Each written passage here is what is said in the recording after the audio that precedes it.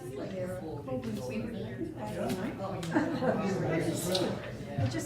right.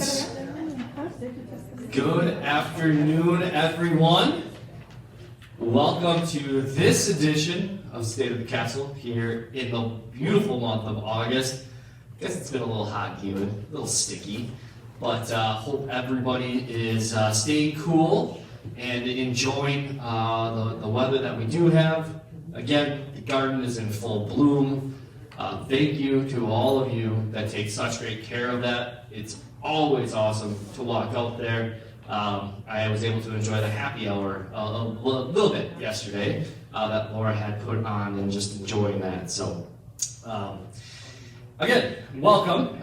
We do have a fairly full agenda today. Again, you see the agenda up below. Have a brief presentation as well for you, and of course I will be happy to entertain and answer, hopefully, any questions that you may have. But to kick us off, we will actually go ahead and get started with Eric Peterson. As Mike is entering the room as we speak, we'll let him get settled. So we'll adjust the agenda slightly to give Mike just a little bit of time, and it appears that Mike and Eric also planned accordingly their shirt and ties. So Eric, take it away. They certainly did.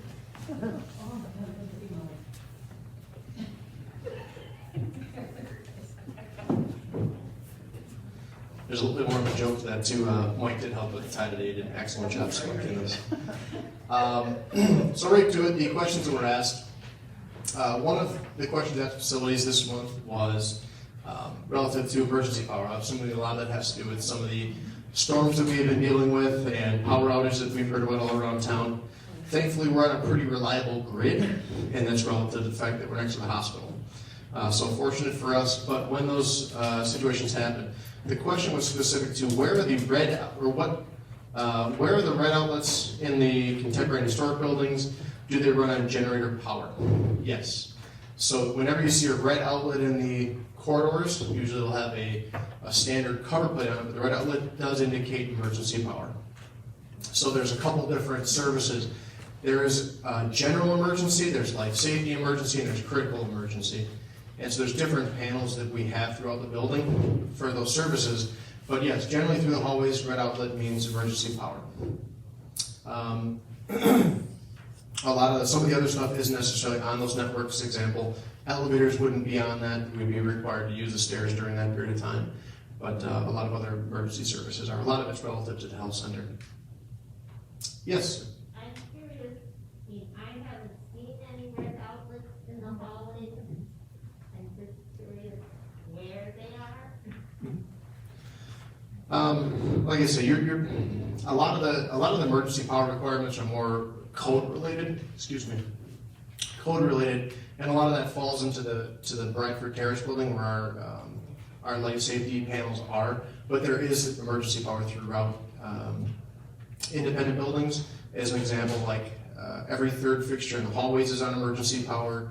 Different things like that because we have to provide some sort of electrical power in the event of an outage.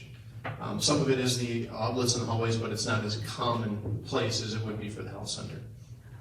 So it's not going to, I guess the point to your question, where are those red outlets? You're not going to see every outlet in the hallways on emergency power. It's going to be fairly random. There are a few on each floor. The other question was relative to what do we do in the event of a fire alarm and tornado siren sound. I would reference your employee handbook or your resident handbook. The typical way of explaining it is we do have fire extinguishers here. We have smoke detection in every single room in the building. We have sprinkler in every single room in the building. So we are fully sprinklered. We have a way of basically being able to monitor that, and that's monitored 24/7 by an external company.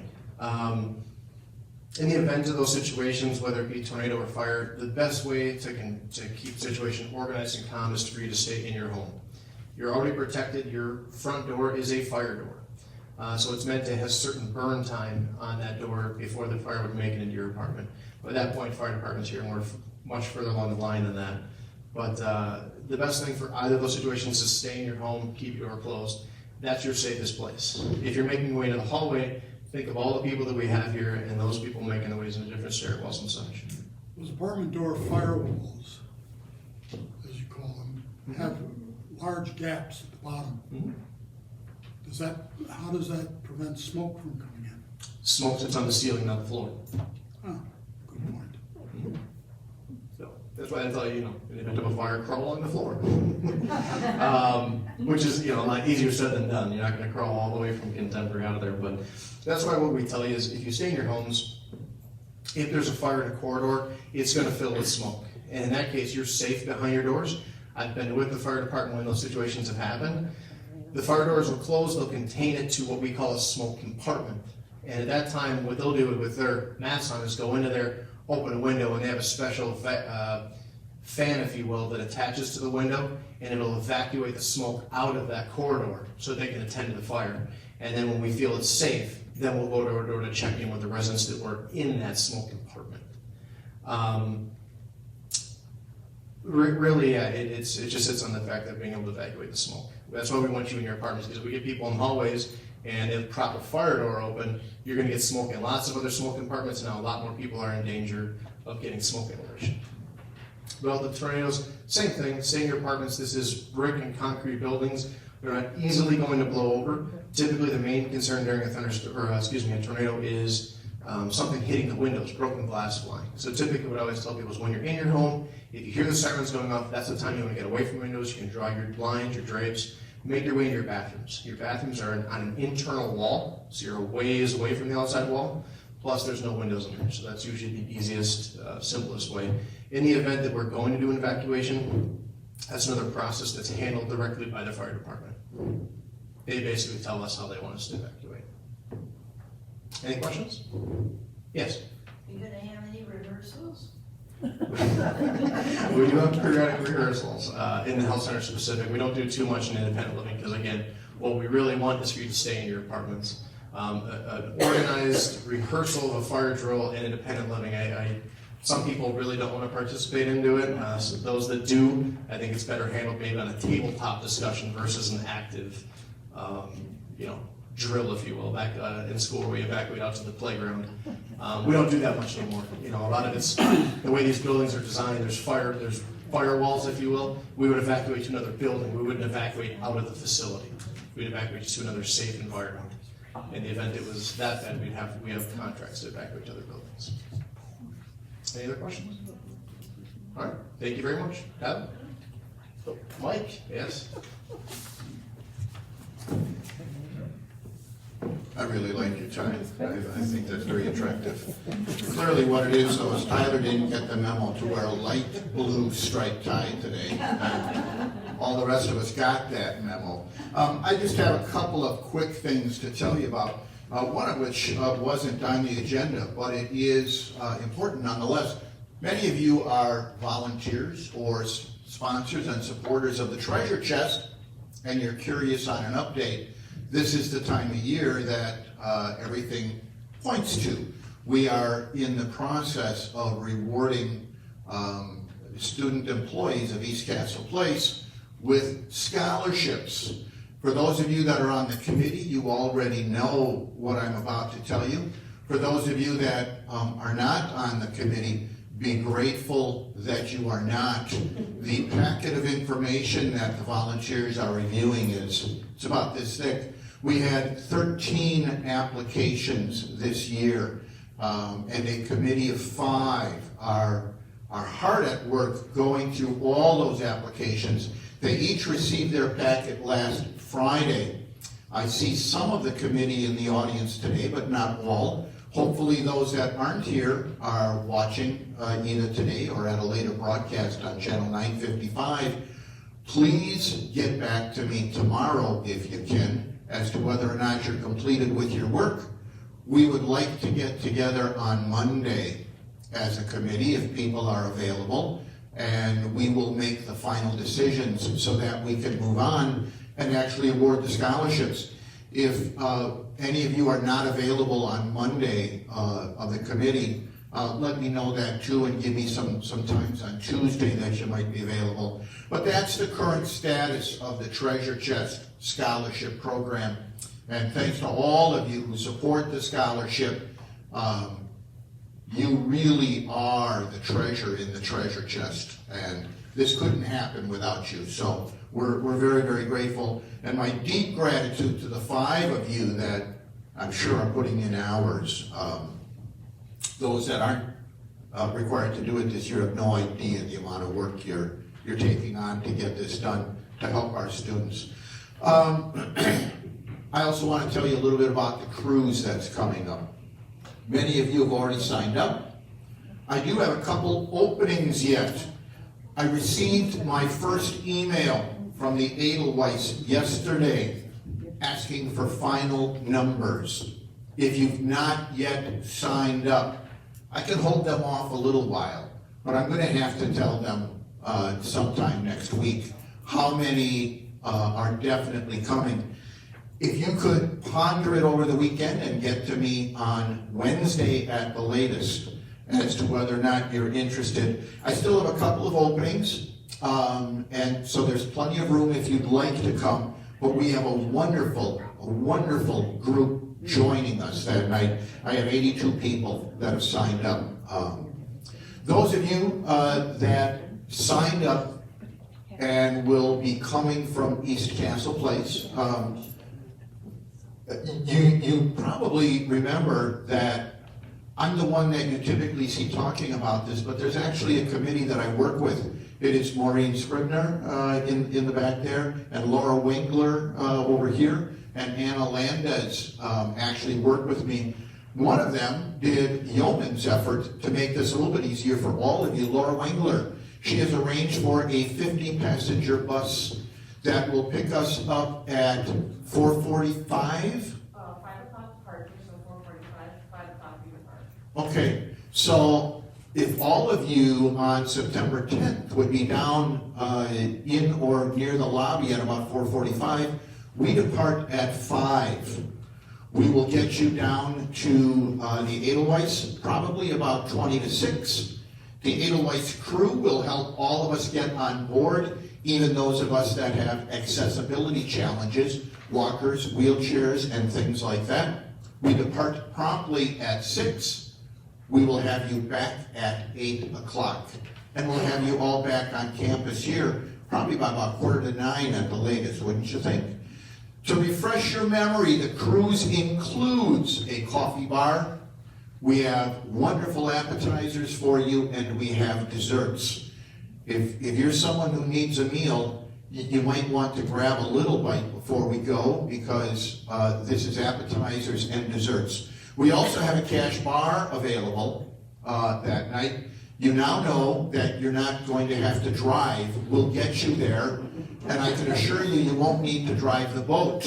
So if you choose to have an alcoholic beverage that night, please feel free to do so. We'll get you there, and we'll get you home. There are several of you that have signed up, and I kept telling you, don't worry, we know where you live. We'll collect the money.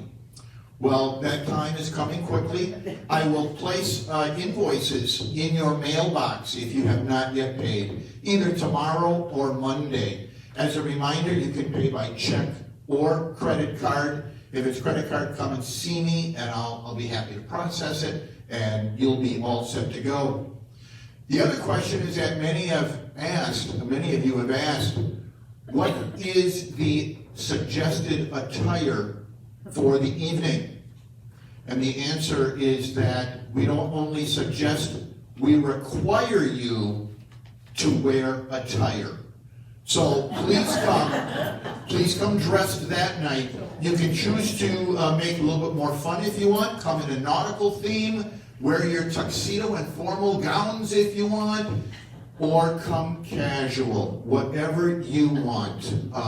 It's a night for all of us to have fun, and whatever helps you have fun is what we want you to do and how you should come dressed.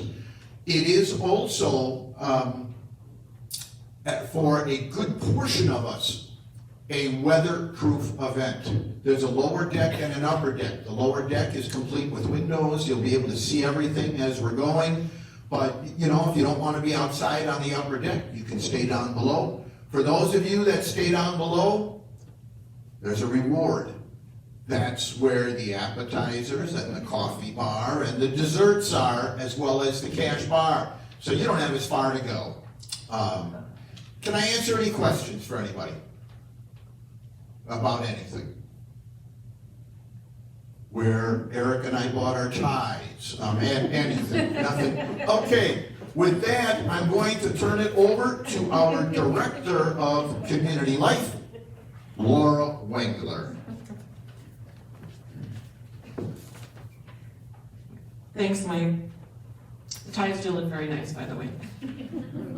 That's an ongoing theme throughout the state of Cass.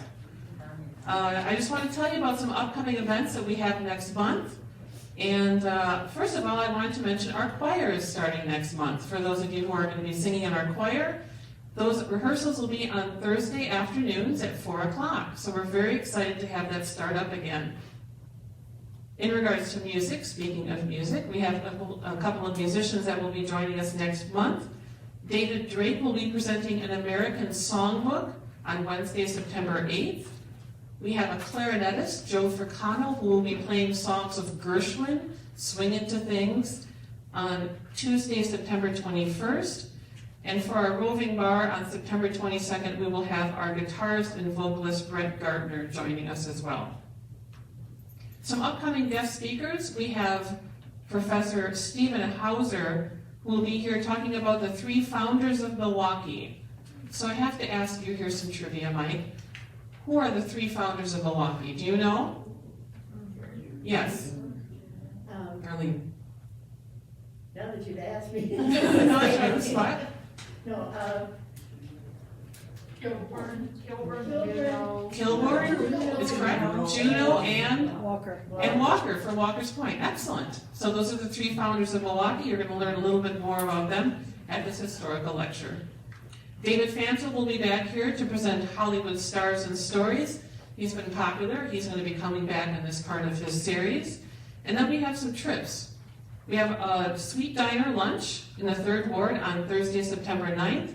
We have a Harbor House lunch on Saturday afternoon, September 18th. And we're traveling to the Museum of Wisconsin Art in West Bend at the end of the month on September 30th.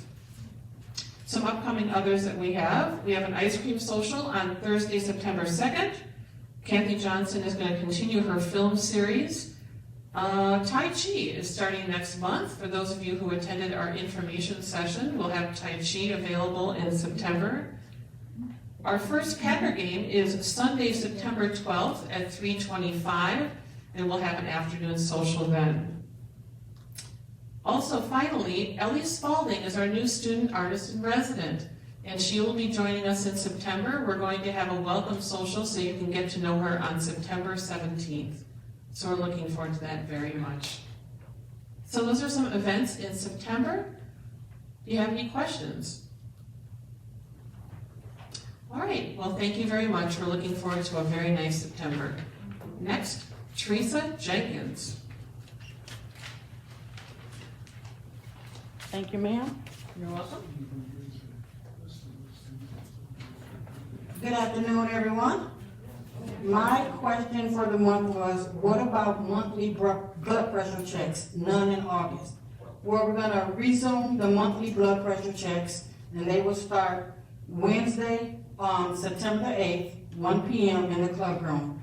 And we're gonna do them twice monthly, so they'll be every other Wednesday, starting September the 8th. Also, we're gonna have the flu clinic September the 30th, from 9 a.m. to 12 p.m. in the club room. And we'll get it posted. It'll be on channel 955, plus what happened in the other days. But on the flu clinic day, make sure that you bring down your insurance cards, whether that's your personal insurance or if you have Medicare, bring that Medicare card down with you as well, because they will definitely need that. And the flu clinic is going to be sponsored by Walgreens. Any questions?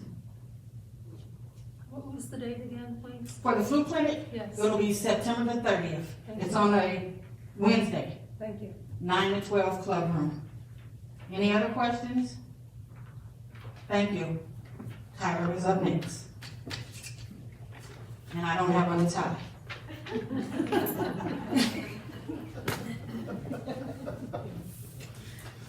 What if I say, Teresa, you do look very nice today. Well, thank you. My tie, I did miss the memo. I guess I need to check my spam filter. Maybe it got lost in there.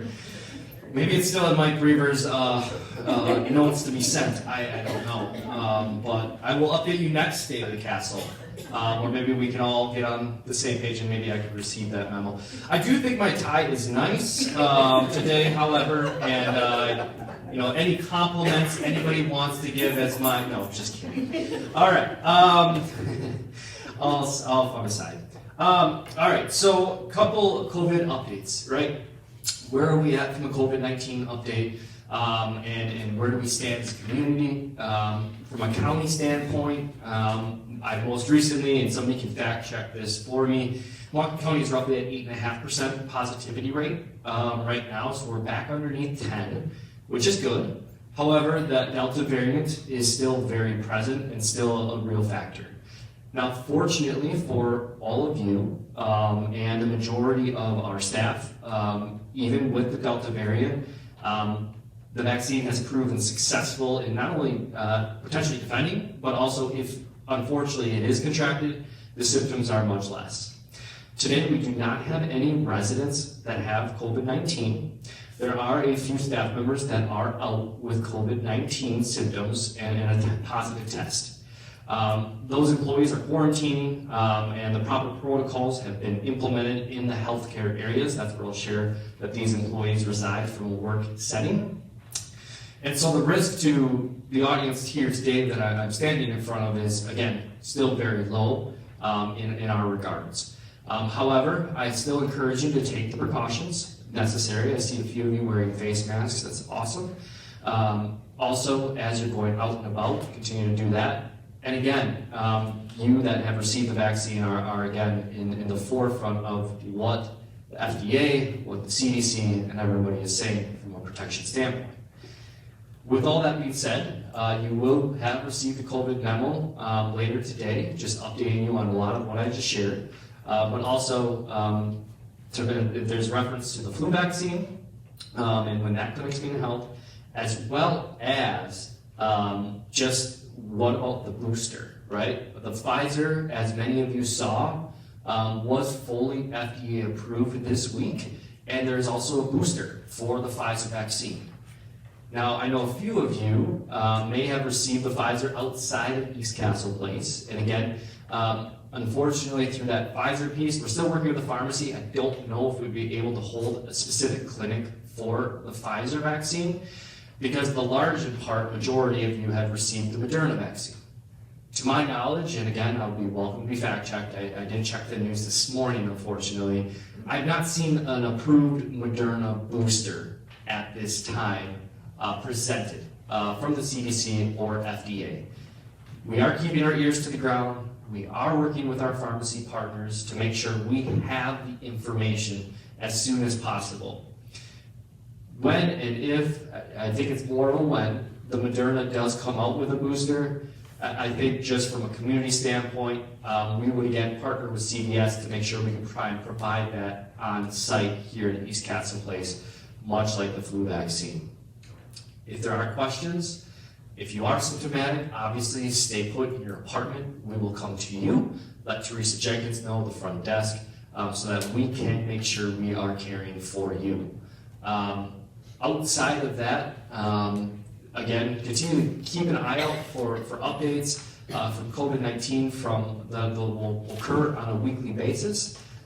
If some of that doesn't make sense, and again, if it doesn't make sense, let me know.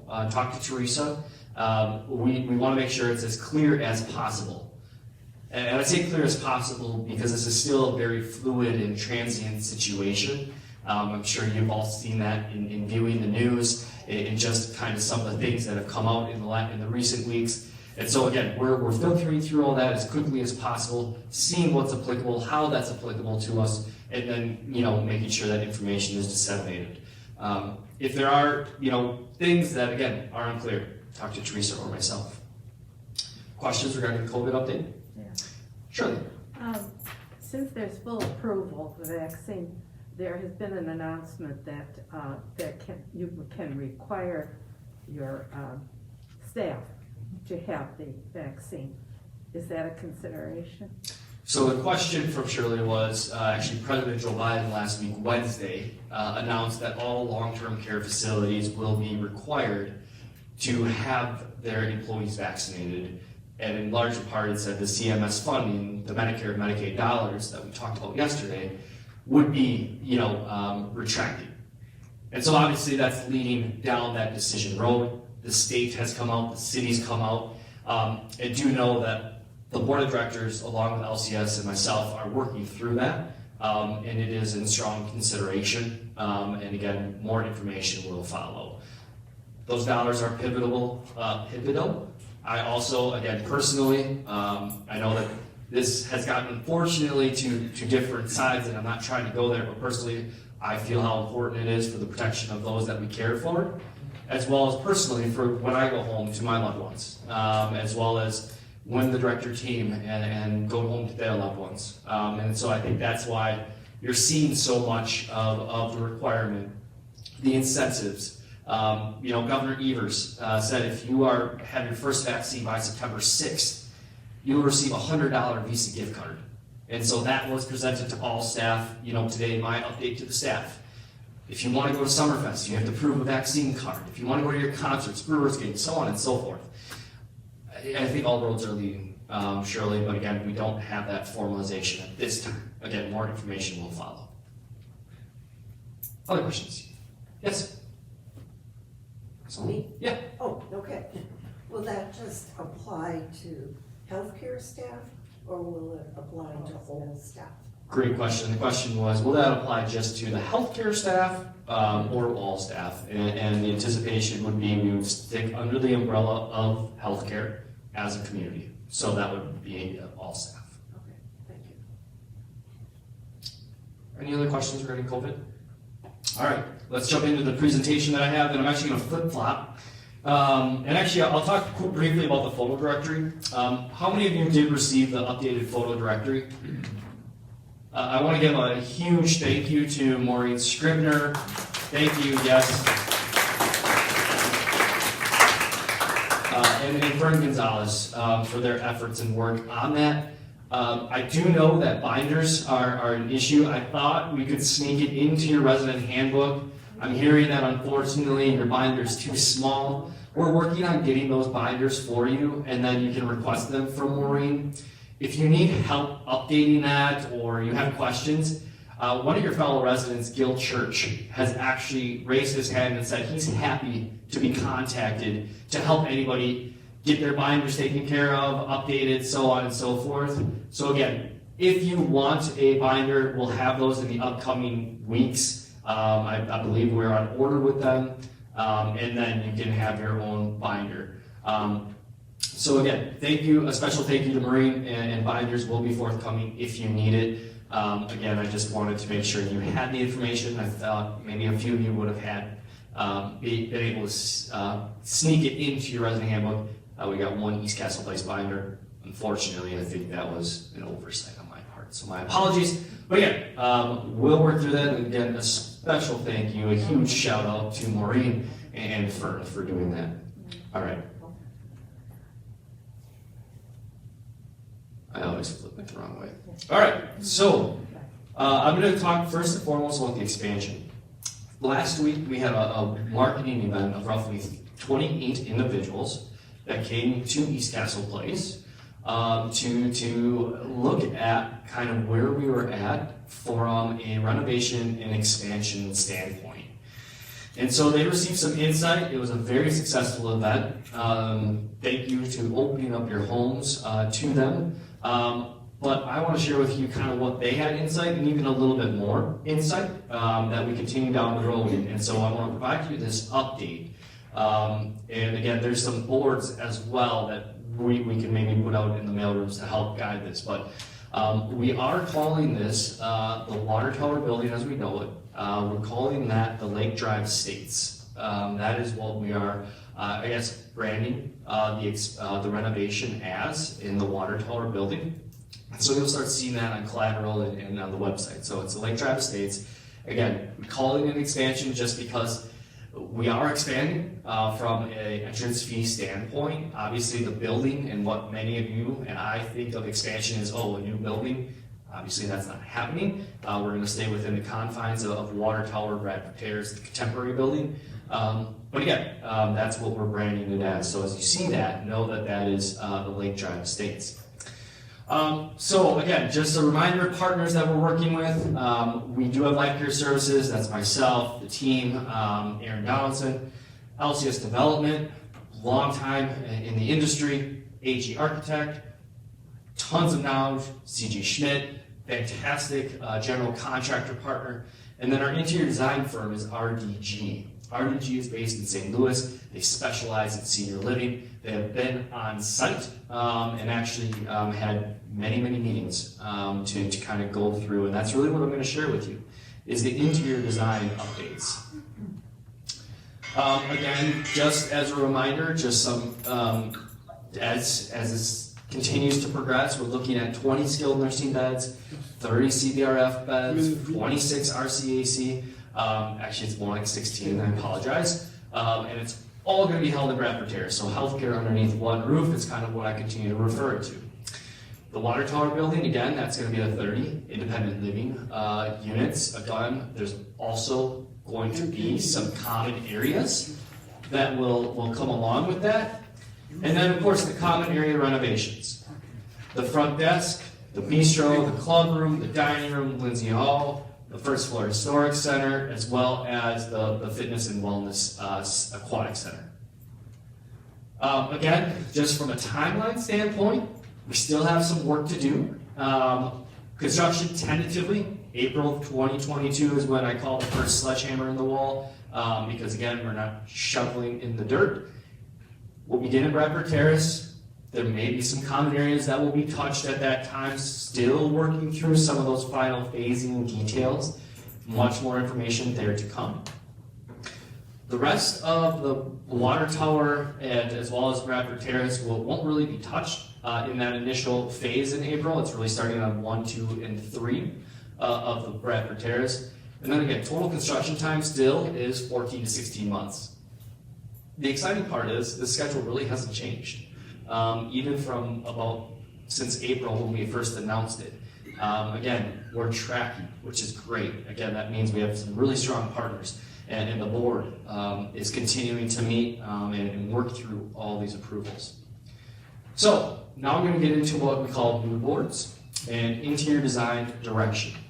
The interior design direction that we will be going for East Castle Place is what we're calling, and what the interior design firm is calling, today's traditional. What that means is the renderings that I showed you, I think a couple months back, were very well called modern contemporary, right? They're still on our website.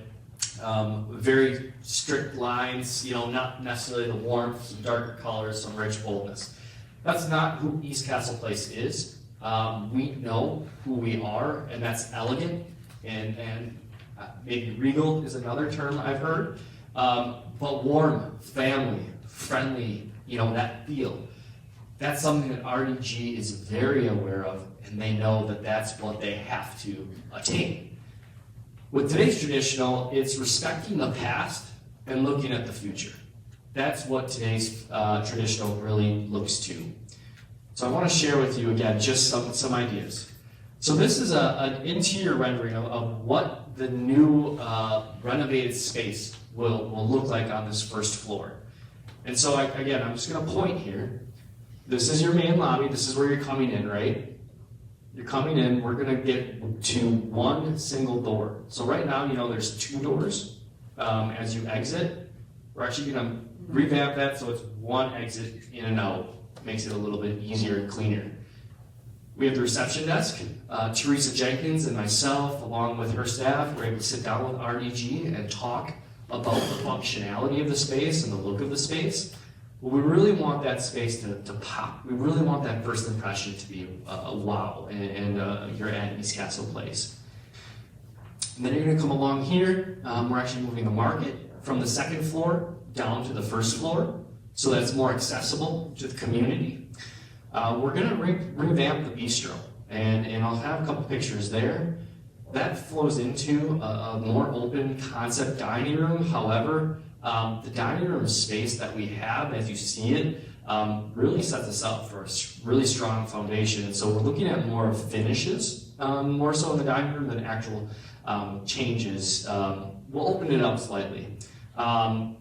The other pieces across the hall is going to be our new pub, which we don't have right now. The roving bar is something that I think a lot of us enjoy, thanks in large part to Laura and her team. But we want to make that more of another destination. Maybe it's for in the morning, it's your coffee and what we used to have, or what we have now as the bistro. You know, you walk across and read your paper and get the morning news, so to speak. In the afternoon, that'll transform into the bridge space and kind of another seating space. And then in the evening, it'll maybe turn into a happy hour, somewhere where you go before dinner and meet with friends and get your pre-cocktail drink or your pre-social event while you're waiting for your reservation. Then you actually come across into the dining room. Then Lindsay Hall gets all brand new updates as far as flooring and walls, or not walls, sorry, internal light fixtures, things of that nature. And then actually what the exciting part is we're adding a ramp. And so right now, you know that to get into the historic ground floor, you have to walk up 2 stairs, right? Kind of, not really a nuisance, but for those of you that have a walker or a wheelchair or just aren't comfortable on stairs, sometimes you take the elevator from GR down to the ground. It's kind of a nuisance, right? So we're actually adding a larger elevator lobby and a ramp that will go along the elevator, so you don't have to take the elevator and you can get right to the ground floor. It'll help the flow. It'll also hopefully help us from a elevator capacity standpoint.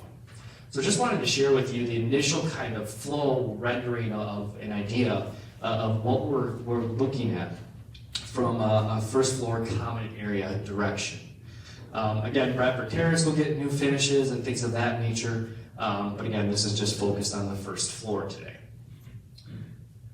So, these are what we're calling our mood boards. These are the renderings. These are the color palettes. These are the types of finishes that we might be after and looking for.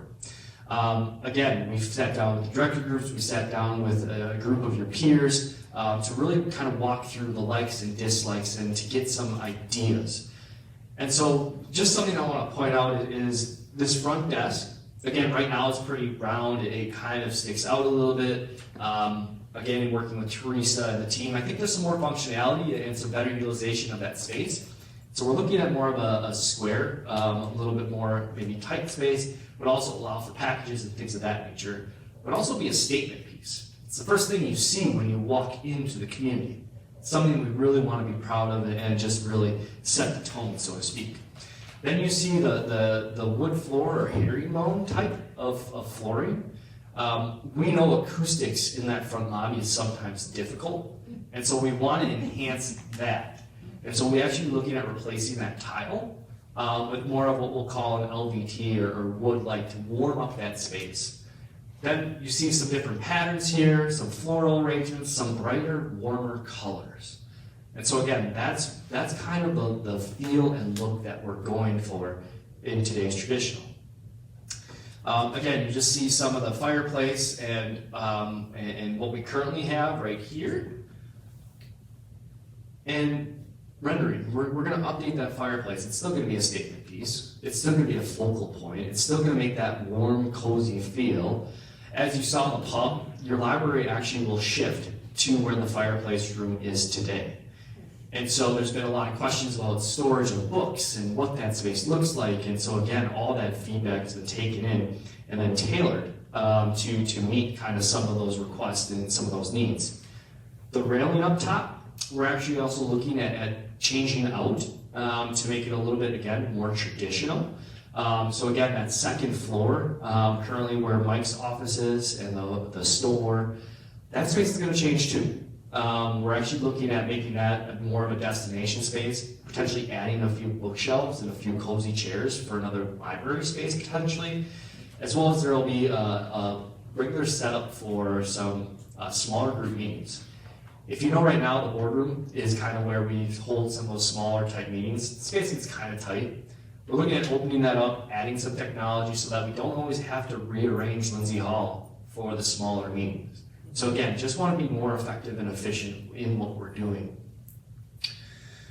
Then the bistro, again, we're set up well, but we want to, again, make that, as you're coming around into the rest of East Castle Place, a place where you'll get your morning coffee and your continental breakfast, the grab and go type items. And so Carlos and the team have been in calls with myself and Anna and RDG to talk about the dining room, to talk about what they're looking for from a functionality space, as well as we had residents talk about the look. And so again, this is pretty bold. I think it kind of encompasses that elegance.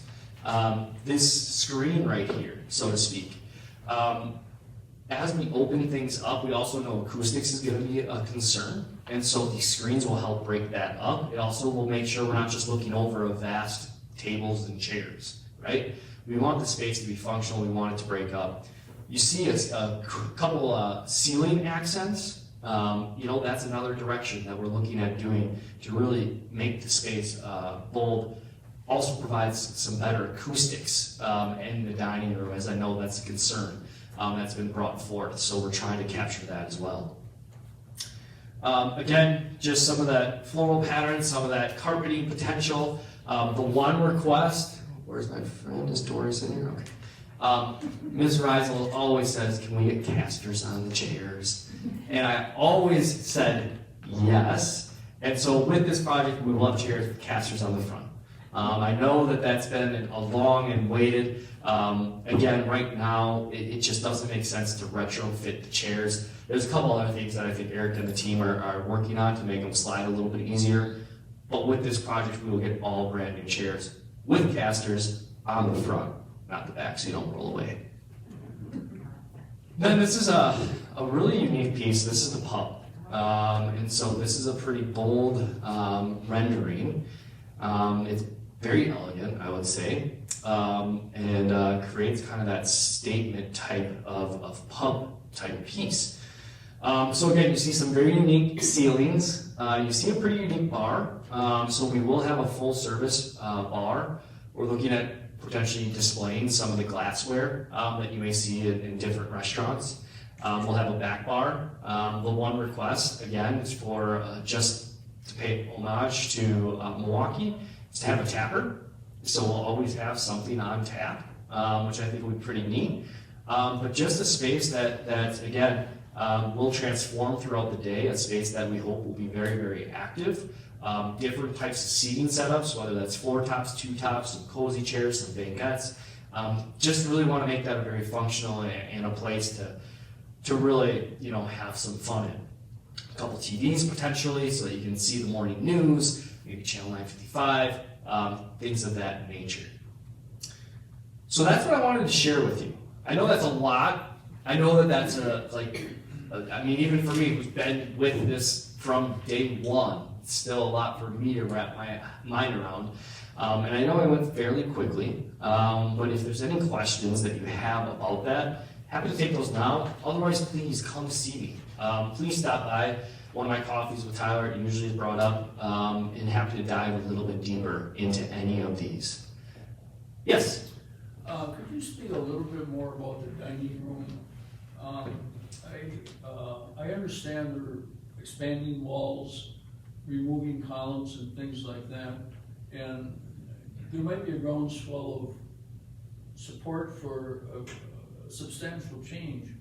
But the people I talked to, and that's many of them in the last 2 weeks, are somewhat reserved in altering the hominess of the place right now. It's very comfortable for a lot of people. Great points. So the points were that a lot of residents have said how comfortable they are because of the hominess feel of the dining room, and it appears that we'll be removing some of those larger columns and getting maybe not keeping that small coziness of the dining room. And to that point, I mean, there are support columns that need to be kept. There's, again, otherwise that just wouldn't be too good for the support of the community. But one thing that they feel, again, that's why they love the foundation. They still feel that they can keep that coziness, but also open it up to be a little bit more functional. And that's where these larger screens come into play. To kind of, I don't want to say cut the space off, but to define the space.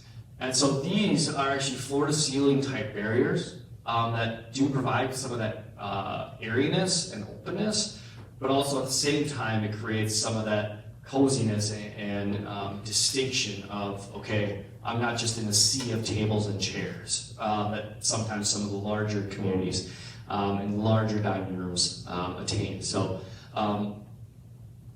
very well taken, and know that is still, that comfort, coziness feel is very much top of mind in the dining room. And I think with some of these screens and with some of the different things and just how we're opening up the dining room, again, that will feel a little bit more homey, hopefully, is as you're entering from the side instead of from where we are today, where you have to go all the way to the back to get to the table. Now you'll see everything in front of you and be able to get to your destination a little quicker. Yes? I don't understand where those screens are gonna go. Great question, me either.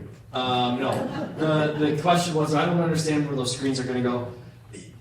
Thankfully, REG does, will do this. There's a couple support columns. I know that they're very small, but they're currently where they are. My guess would be, one here, maybe one there, kind of spaced around strategically. Of course, they won't be movable. They will be, again, to break up some of that space. I wish I had a better answer, but I'm going to trust the interior designers in that regard. So they're gonna be spaced within the dining room? Correct. They're going to be spaced within, so it's not just one large open space. I think that gets back to Skeeter's point. Any other questions? Tyler, Yes, Joe. wasn't one of the ideas for those screens to this wall that's here, to open it up that way with the screens being here? So, Joe, are you speaking to The dining room wall, dining room? between the two entrances to the dining room. Yes, that is a good point. So I think the dining room here, is this what you're talking? The screens will be along here? Yeah. Yeah, absolutely. So that's another place. So again, it will allow for openness. And again, we pretty much have, I wouldn't call them small openings, but smaller openings, and it'll open up, and those screens will provide kind of that in and out piece. So thank you for that reminder, Joe. So along this wall, we'll definitely have a couple screens. Again, still allowing for that coziness feel, but at the same time allowing us to be a little bit more open and effective.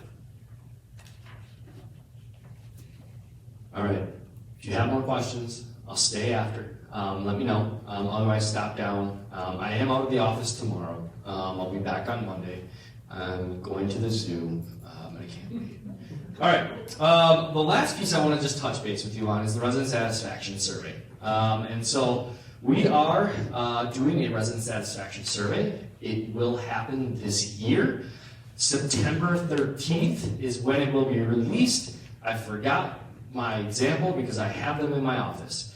You'll receive an envelope that says independent living on it. There's a survey in there, and there's a business reply in there that you can use because it is an anonymous survey. We are asking that you fill out the survey by September 21st. I know that's only giving you 8 days, but I also know that if we give it too much time, then we may procrastinate if you were in my shoes. So again, we'll set the deadline for September 21st. Again, we ask you to return that sealed envelope to the front desk, and when you do that, you receive a gift for filling that out. One gift per household, but you do receive 2 surveys. If you really want 2 gifts, we may be able to work that out. But again, you each will receive a survey if you are a couple in your home. We ask that you both fill out the surveys. whether it's independent or together. But again, we're asking for 100% participation. That's what we want. We want to hear how we're doing. The only way we can hear that is if you provide that survey feedback. And again, if we get to 100% participation, we're gonna have a pretty cool event. Again, it's gonna be the teaser. It's gonna be at the end of September. Laura's got some ideas. Maureen and Laura already worked through the gift. And so again, I'm not gonna give too much away because I really want you to participate. We are gonna hand deliveries. Expect the director to knock on your door, and then the director will probably follow up with you midweek. Have you filled out your survey? Do you have any questions? And so then we can just make sure we're touching base, supporting that. Again, we want to know how we're doing. We want your feedback. So an example and a reminder of where we were at in 2019, just real quickly, 96% community response rate. Again, the challenge is ahead of us. Overall rating was 88%. That was up 2% from 2017. These were the three main questions. Again, very satisfied with East Castle, feel at home, and would recommend East Castle Place to a friend. All looking to have those numbers rise, hopefully. But again, that's where your feedback comes into play. And so again, one score, I'm just gonna give you an example that we received in 2019 was an overall score of resident engagement of 77. That was below of what I felt that was acceptable for us as a director team, as a community. And so what we did was kind of walk through each of those areas that resulted in that score. And again, it was felt a sense of belonging, helps maintain all aspects of my well-being, community helps me live my life with a purpose, and I feel like I have a voice in my community. So we put together an improvement plan, and I saw a lot of that coming back to communication. And so some of the things that we did throughout 2019, 2020, 2021, which again were interesting years to say the least. We looked at different ways to improve those volunteer efforts. A large in part, thank you to the Resident Treasure Chest Committee and all of the resident members of the committees. Augie, for instance, who does the video, the movies at night. Again, just giving those purposeful meetings and moments and offerings. The resident council was a focus as well, and engaging residents, and it's great, the resident council that's been elected. Again, feeling like you have a voice in the community. Again, that's something that I felt was very important. And so again, holding those bi-monthly coffees with Tyler. We did include a director in one of those. Teresa Jenkins joined me at the last one, and so we'll continue that. And then again, the state of the castle, something that I know Maureen and I have talked about as well. Oftentimes there aren't questions that need follow-up or follow through on. But again, something that we've done is make sure that we're making sure you know that you've been heard and that we've responded, and that we're working to ensure that we continue to improve based on your feedback. So again, that's just one example. The survey is roughly 60 questions.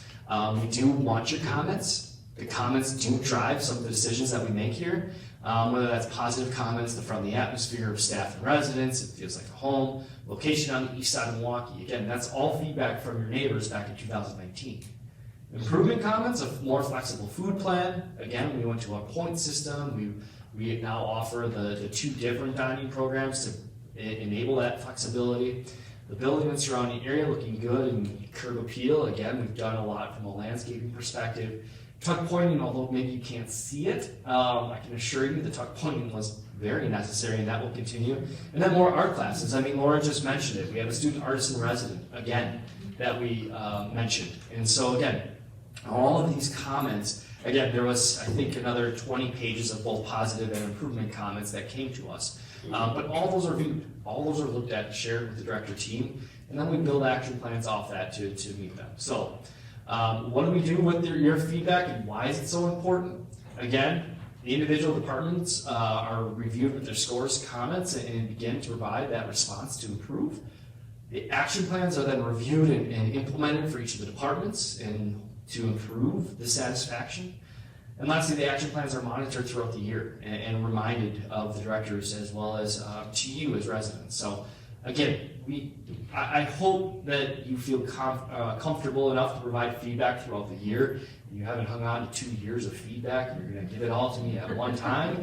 You're welcome to do that, of course, but again, I urge you and ask you, as the lights went out, I guess it's my closing time, to provide that feedback in this survey. And lastly, what do we want? Again, your comments. We want you to complete the anonymous survey. The survey is held by a third-party Sensite. They are the leader in senior living surveys across the nation. We want to compare our results from 2019 to today, and then also we'll compare ourselves to other LCS communities, and then the surveys across senior living. We anticipate these results to come back to us in October, which at that time we'll share with you, and again, we'll develop the action plans and again, work towards improving your home, right? That is what the whole idea behind resident satisfaction and why we do these surveys every other year is so important. Questions?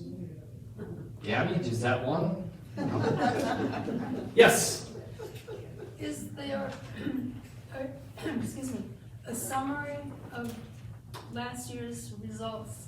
Sure. I know we posted it in the library. It may have gotten misplaced. I think we can probably put a binder back out. And what I did was do a PowerPoint summary, and we'll put that back out for 2019. That'll be available in the library. I think I'm recalling that one year earlier, the survey itself and the individual responses to each question were available.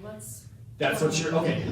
Yes, I believe we also did that. I'll circle back with Maureen and we can put out a, it's about a 40-page document. Correct. And so we can put that out. It provides all the feedback, comments, positive, improvement, so on and so forth. So we can definitely do that. Thank you. Of course. Any other questions? June? Is this being developed to be open to tourists and to people that are visiting in Milwaukee, that are looking for interesting places to go with that? I mean, are we putting a kind of that sort of pitch? So the question was, are we opening this up to the tourists, different visitors and things of that nature? Yeah, but I mean, like around the clock, say it's an afternoon and we're down by the lake and we're out of town and we're looking for an interesting place and it's open for us to come up here and to, are we aiming that as a commercially successful new restaurant available to people? Or are we, what is the core of the, are we just trying to be with it? So I'm going to try and interpret that question. The core of what we do is for residents that live at East Castle Place. That's who we take care of and serve. Of course, the only way we're able to do that is by bringing in outside individuals into the community to make them your neighbors. And so we have a whole different marketing scheme campaign that attract the outside individuals that we do market research surveys on and things of that nature to know what individuals want and need in order to come to East Castle Place. This survey is specifically for each and every one of you that live here on the independent living campus. And so that is what this survey is then for us, Teresa, Eric, Mike, Laura, myself, the health center team, to take in this information and then to work on a plan to improve where we need to and maintain what we're doing very well and celebrate the really good things that we're doing. But again, this survey, your feedback is directly impacting the community you live in. Does that answer your question? It's not quite. I mean, it's still. June, maybe we can chat after? I'll get back to you. Okay, sounds good. Any other questions? Teresa Jenkins. I just want to say that if anybody has trouble with the survey, vision, can't see or anything like that, let us know. We can help fill the survey out. Thank you. And so Teresa just wanted to make sure everybody knew that if you're having trouble with the survey, whether that's filling out the circles or reading it, Teresa Jenkins or an unbiased director will, I assure you, they will be unbiased. They will not say, oh yeah, you want us to rate it a 1, here's a 5. All of a sudden we got a perfect score. That's not what we're gonna do. We're not gonna, feed the ballot box, so to speak. We'll be unbiased. Again, we'll be unbiased, of course, and help you fill that out so that your voice can still be heard and you can still fill out and you can still get the gift and come to the awesome party. All of those things. So again, if you need some assistance, do let Teresa know. I'm sure Maureen or any of the directors that come and knock on your door and leave the survey at your door. If you're like, hey, I think I'm going to need some help with this, let them know and they'll schedule a time to sit down with you. Read through the questions, help fill it out, and again, I assure you they will be unbiased and they will be fair. We will not stuff the ballot box. Any other questions? Yes? I have a suggestion. When the lecturer is working with photographs and projections on the screen, I think these castles should give them a pointer, one of these electrical pointers. You have it? It doesn't work on the screen. The laser that's on the ceiling right now, it doesn't quite. We should find one that does. I know, that's why you have the physical pointer. I think. That's not really as effective. Yeah, I agree. So, Maureen, we'll put us to task, remind me, we'll try and find a pointer that is outside this finger. June? In what proportion, if you are looking this way,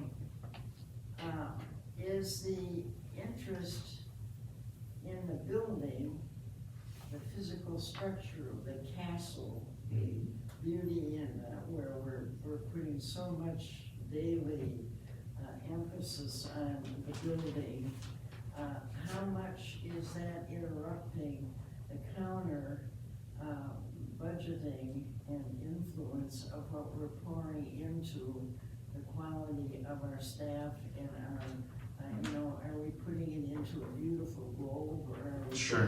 putting it into So, thing that we I think substantially, basically rooted in terms of care and a quality of, what are we compromising to be with it? So the question I think is, how much are we putting into the building? How many of the costs and how much money are we putting into the building as opposed to how much money are we putting into the staff, the services that we provide? I can tell you that probably 60 to 75%, again, I don't have these numbers directly, but I'll share 60 to 75% of what we do goes into the staff, the services, things of that nature. Obviously, there's building upkeep, and we want to keep it built beautiful, but the majority, and I would have to reference my budget, but over, I want to say, I wish I had that, 60% is in the labor and the services that we provide. So, yes. We're coming into rough road. We're already in the rough road. Right. June, why don't we chat after? Yeah. Yes. When it comes to put the art up on the walls, will there be input from the residents here, or would it be all interior decorators? So the question was, when it comes to art, would that be up to the interior director, decorators, or us? Will we have opportunity to impact that? And the answer is you will have opportunity to impact that. I'm not going to say for 100% that the piece of art that you want up will be put on the wall, but you will have a voice in the direction and what goes on the wall. And of course, many of our artists have wonderful, beautiful taste, and I'd love to get resident art pieces that we could put on the wall. But at the same time, there's different genres of art that may not go with that are more eclectic, personal, so to speak, that may not go with the project. And that's where I can't say 100% that every piece of artwork that is proposed by the resident will be on the wall.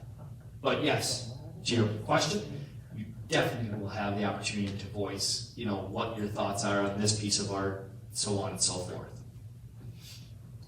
We know we have a very talented and mindful group, especially when it comes to arts, and we'd be silly not to lean on them.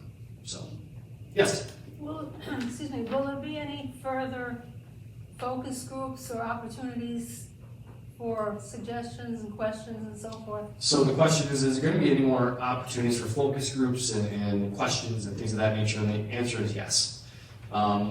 We held our number of focus groups earlier in July, and I will look forward to the next time that those opportunities present themselves. There's still spaces and design and things of that nature that are still coming down the pipeline, and yes, you will have opportunity. So is there a rough time frame for those kinds of opportunities?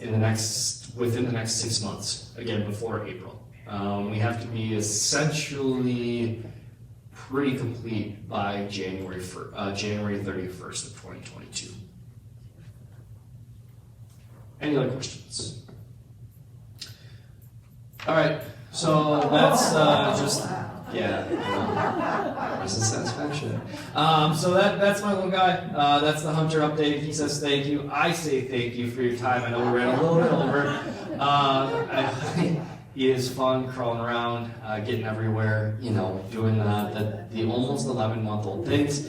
Like I said, I will be out of the office tomorrow, spending some time with him and my wife at the zoo, along with my niece. So look forward to that. But again, if there's any questions, I'll be here. And just want to say, thank you. I appreciate it, and I look forward to continuing to the conversations and look forward to your feedback. With that, thanks everybody. Have a wonderful rest of your day. Enjoy the wonderful, humid, hot weather. Thank you.